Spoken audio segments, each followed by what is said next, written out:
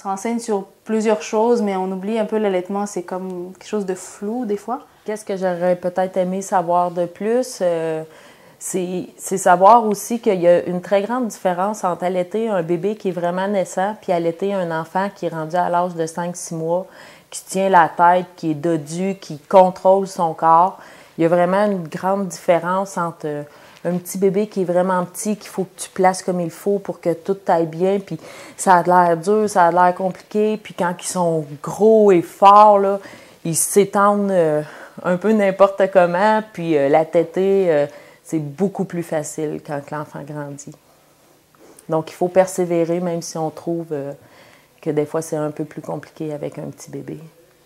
Bien, de s'informer beaucoup sur l'allaitement parce que je trouve que ça vaut la peine. C'est sûr que la décision vous appartient, mais moi, je me suis informée là-dessus, puis j'avais pas de point de repère. Je connaissais pas personne qui avait allaité vraiment. Puis je me suis informée, puis ça a bien marché. D'avoir confiance en elle, en son bébé, parce que les petits bébés aussi, il faut qu'ils apprennent à téter, comme on dit. Il faut qu'ils apprennent à bien se nourrir. Puis aller chercher l'outillage qu'il faut.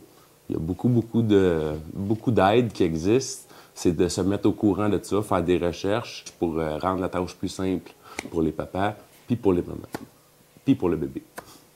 Je lui suggère fortement, c'est au moins de l'essayer.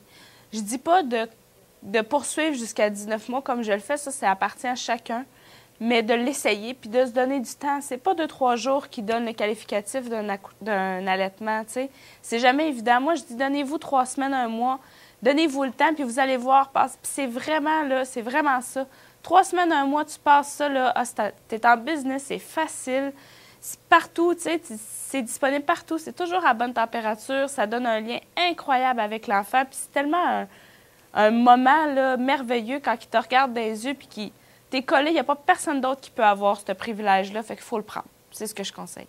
Bien, premièrement, ça vaut la peine d'aller chercher l'information avant l'accouchement, d'avoir soit un jumelage avec une marraine ou de se renseigner, savoir un peu c'est quoi, à quoi s'attendre. Puis, bien, par la suite, de ne pas hésiter au début de l'allaitement, surtout à consulter une personne qui est formée là-dedans pour, si elle a des questions, pour avoir du support. Ne pas se laisser surmonter par une difficulté parce que ça peut amener tellement des regrets, là.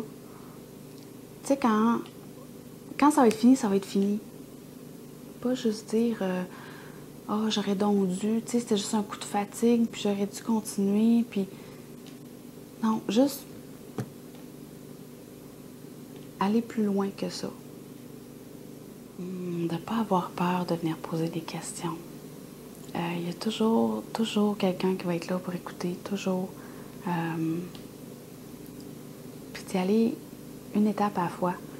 C'est une tétée à la fois qu'on dit souvent, mais c'est vraiment ça.